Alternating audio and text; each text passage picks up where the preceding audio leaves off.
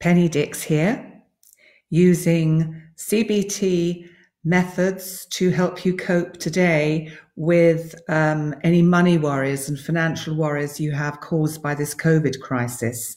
CBT is cognitive behavioral therapy, and it's quick, it's effective, and I'm finding, and I know the people I'm talking to are finding, it's helpful to allay certain anxieties and fears that are arising at the moment around a lot of topics. But today I'm focusing on our money worries, because this is affecting everybody financially. Big businesses, small businesses, self-employed, people who are retired and depending on pension pots. It's a very worrying and frightening time for a lot of people. So what are some of the unrealistic thoughts and fears that may be evoked by this situation, and how can we manage them? Because when our thoughts and feelings are unrealistic, it leads to increased anxiety. It can lead to depression, and especially if you're somebody who has suffered before from anxiety and depression and you're prone to that, then it is going to be a much more challenging time for you. So how do we manage our fears around job loss, financial loss? If you've got your own business, you can't pay your employees while they're laid off. So let's just have a look. I made a few notes of what might be coming up for you and the feelings associated, and how perhaps you can look at them more realistically. So first of all, we will have an activating event. Well, we know what our activating event is with this. It is the current COVID-19 crisis. So what are our emotional consequences? What's our emotional response to this situation? It's going to be anger, frustration, fear, anxiety, and this can lead to depression. So we may have a lot of automatic thoughts around this subject. For example, it shouldn't have happened. I've worked so hard for my business. I've worked so hard to get my job and to get where I am today. How will I ever get back to where I was before? How will I get it up and running again? I can't bear it. Well, these are all thoughts that we may well be having, and they're instantaneous, and we will ruminate on them in our heads, especially in the middle of the night.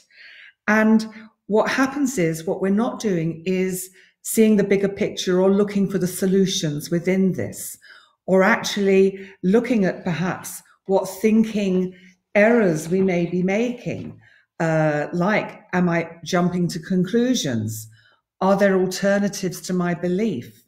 Or am I assuming my view of this is the only one possible?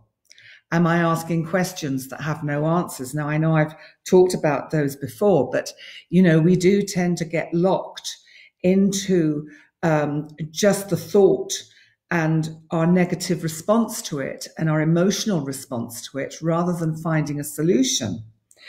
So another way to do this is, if you were on the receiving end of this information, if a friend was telling you that they're very worried because they've lost their job, or they don't know how they're going to pay the bills, all that kind of content, how would you respond to them? What might you say? Might you actually come up with some more rational responses, which might be something like, unfortunately, this has happened. We're going to have to get used to it if we want to get on with our lives. Nothing in life is deserved.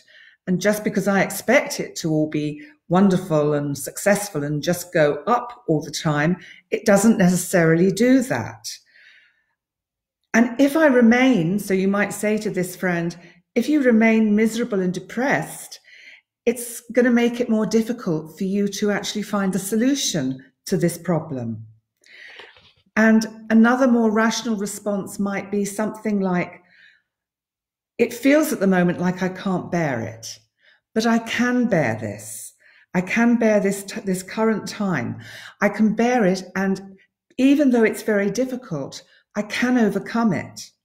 Now, once you start getting into those kinds of rational responses rather than the emotional responses, you'll find that your feelings will automatically start to change. So you will feel less angry, you'll feel calmer, you will be able to get a slightly perhaps different perspective on things. And also, one of the most important parts of this, you'll start to accept the reality of the situation. And of course, that we're all actually in the same boat. Regardless of our situations, we're all in the same boat. So this will also make you feel less angry, less fearful. You're still going to be upset about it and sad, maybe even a bit, frustrated, but you will be in a better position mentally to see that you can actually work with this and change this. So how can you change it? So I jotted down a few sentences which I thought you might find useful. You can look at this time of isolation, of the fact that we're having to be on our own or on our own with others, and there's nothing we can do constructively, or maybe we can only do a very little constructively about our financial situations and our work life.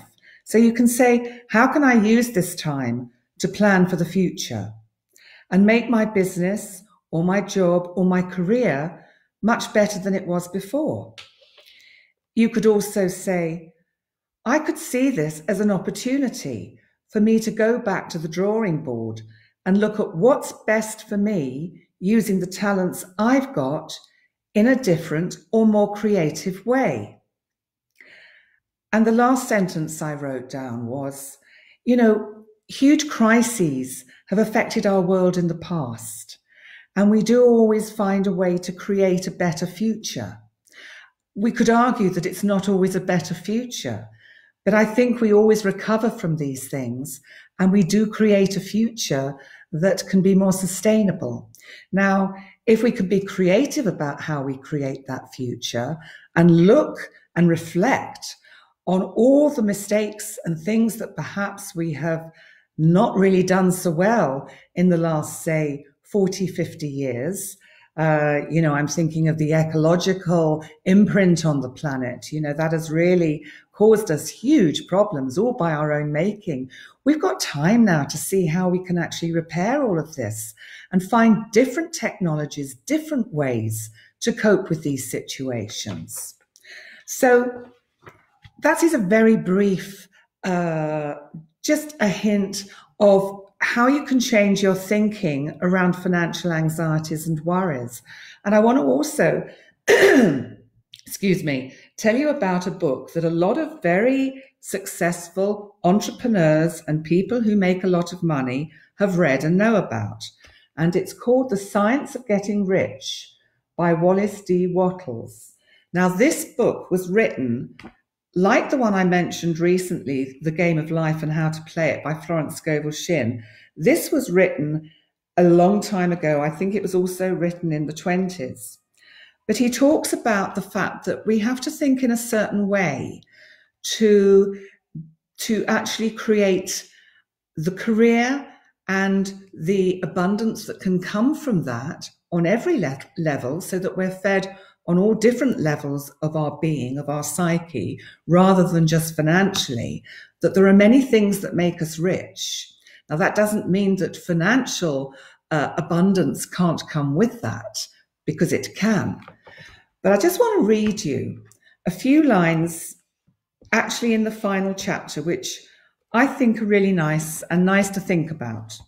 So what he says is, there is a thinking stuff from which all things are made, and which, in its original state, permeates and penetrates, and it fills the interspaces of the universe.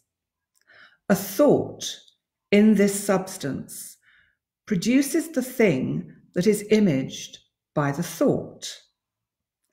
Man can form things in his thought, and by impressing his thought upon formless substance, can cause the thing he thinks about to be created. In order to do this, man must pass from the competitive to the creative, from the competitive mind to the creative mind. Otherwise, he cannot be in harmony with the formless intelligence, which is always creative and never competitive in spirit.